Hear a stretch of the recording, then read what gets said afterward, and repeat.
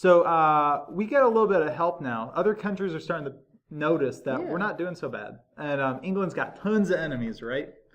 Of course, and they're very quick to help out these colonists in the New World as they see that we're trying to break away from England. Exactly. And I think, personally, I feel like they did it because they look at, even though we're thousands of miles across the ocean, we can't really affect them. And then we would, I guess, reduce the size of effect or land area and resources that the King of England has at his disposal. Yeah, and so they're very quick to come to our aid as colonists of the New World that are not associating with England anymore, to keep England from having this large, territory over here and still having a stronghold over the area. Yeah, as long as they have to make sure that we're going to win. Yeah. Because you don't want to support a losing side like Spain did in the French and Indian War, then you lose lots of stuff, right? Yeah. So the French army is not going to help us yet, but there's some French people who are interested, and one of them is Marquis de Lafayette. He's this French noble. He's going to get a nickname later, the Hero of Two Worlds, which is a sweet nickname. I love it. Because this guy, he's going to help our revolution, but then he's going to help in the French Revolution later on. Right. So this French guy comes in. He's going to be one of our big leaders in the military. So you might want to know Marquis de Lafayette. And I mean, that's the most French name ever. So you should be able to figure out that he's the French guy. So know him. He's going to be helping our army out. Yeah, he's going to teach some different military tactics and trying to polish them up as much as he can. Yeah. So we got him. This is a little sidebar thing for you, but make sure you know your Marquis. We need to do another battle here. So we got this French guy, but we really need to get France to join us. Yeah. France and Spain, they both hate England because remember they lost that war against them, the French and Indian War. They've got beefs, but they need to see that we can win. So here we go. Here's our big battle. You need to know the Battle of Saratoga. All right. So Saratoga, this is up in New York. In class, we can give you a more detailed talk about it. I could talk for 15 minutes about this battle. I love this one. But basically, up from Canada, this army's coming down to squish the colonists. And along the way, their army starts getting depleted because you've got guerrilla warfare going on. And so their army has to kind of protect this road because the colonists keep knocking down trees and blocking it. So the army's getting smaller. Two other armies are supposed to come join them at this battle. And they get caught up in other things, and no one shows up except this partial army up from Canada. And this battle, there's a hero of this battle, and his name is Benedict Arnold. Benedict Arnold. Does he get credit this time? Well, he doesn't exactly. But this battle is going to be important, though. This is going to be our turning point battle in the war. And the way to remember that is an S, Saratoga, it turns. It turns. And this battle turns the tide. But see this picture? This is our big picture from it. But check out who's in the picture.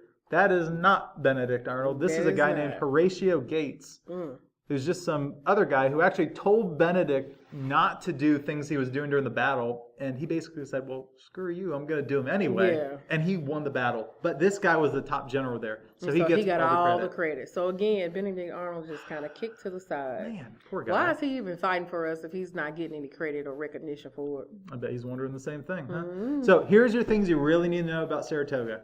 If there are important battles in this war, this is probably the number one, maybe number two battle. You got to know this. So turning point battle, S. Foreign countries are going to see that we have a chance. Yeah. This shows that we really can stand up to them. And so we get allies. You need to know we get allies from this. So France and Spain. And if we would ask you which one's more important, it's going to be France. Yeah. Because they're actually sending military. Spain is giving lots of money and supplies, which is good. You got to have those because we don't have them at all. But France is going to be the number one help. Yeah. So know that. Also, Benedict Arnold's going to get mad. He didn't get credit. Again, which is going to lead to some stuff down the road here. Here's a little piece of propaganda from this battle, and no, this was not a Ben Franklin jam like everything else's. This is showing a snake, and I feel like we've seen a snake before, except this one's not chopped up in little pieces, is it? All right. Yeah, so this is showing that in Saratoga, the United States wrapped around them. So this is just representing us. So. But basically, I think that could be used too to show how Ben Franklin when he goes overseas to be that diplomat, to get the help that we need, to get France and Spain to help us. He's hanging out in France, Yeah, he uses this as a way to say, hey, we've got them, surrounded. We've used all the tactics that we can. We just need a little bit more support from, the resources that we need. More cannonballs, more ammo, more guns, more ammunition to put in the guns. Yeah, and you know that this is going to hurt England. And of this course, manpower. And so this is what definitely. you're going to see Benjamin Franklin use as a way to persuade France and Spain to come and help the colonies. Absolutely, yeah. Little side note here. At this battle, Benedict gets hit in the leg, and they actually bury his leg.